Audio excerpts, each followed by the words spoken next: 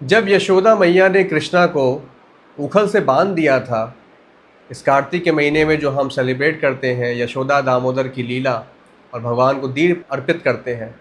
सो इस लीला के बाद भी कृष्णा का नटखटपन कम नहीं हुआ।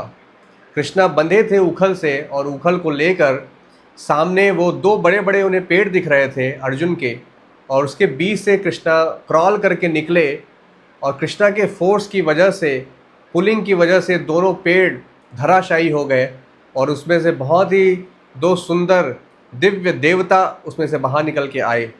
एक्चुअली ये देवता थे, कुबेर के पुत्र थे, नल कुंवर और मणिग्रीव। इन्हें नारद मुनि ने कर्स किया था। क्यों कर्स किया था? क्योंकि ये देवता कुबेर के पुत्र थे। जैसे ही कोई बड़े आदमी का पुत्र होता है सो धन और औरत के पीछे वो पागल हो जाता है। उसी तरीके से जो ये दो भाई थे नल कुंवर और मणिग्रीव, ये अप्सराओं के साथ नंदन कानन वन में ये एक तालाब में विहार कर रहे थे अर्धनग्न अवस्था में।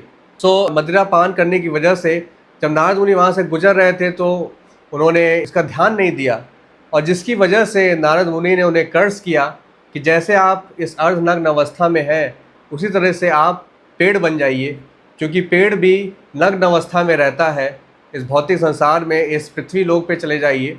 और जब ऐसा कर्स दिया तो इन देवताओं को फिर अपनी गलती का एहसास हुआ। उन्होंने नारद मुनि से क्षमा मांगा। भाइयों ने बोला कि नारद मुनि आप मुझे इस कर्स से कैसे निकलना है इसका भी समाधान बताइए। सो नारद मुनि ने बताया उनको कंपैशनेट हो करके, क्योंकि भक्त बहुत कंपैशनेट होते हैं।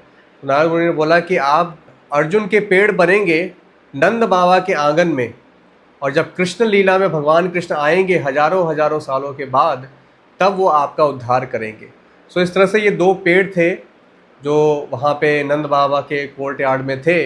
जब कृष्णा ने उनको देखा सो वो नारद मुनि का उन्हें कर्स याद आ गया, इसलिए कृष्णा ने उनका उद्धार किया।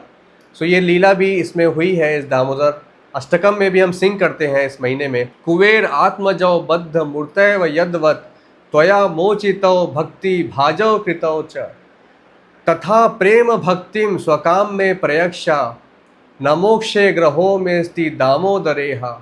सो हम प्रे करते हैं कि भगवान जैसे आपने कुबेर के दो पुत्रों को उद्धार किया और उन्हें अपनी प्रेम भक्ति प्रदान की, उसी तरीके से आप मुझे भी प्रेम भक्ति प्रदान करिए, मुझे मोक्ष नहीं चाहिए। सो इस तरह से हम बहुत ही सुंदर दामोदराष्टकम है, हम इस कार्तिक महीने में डेली सिंग कर सकते हैं।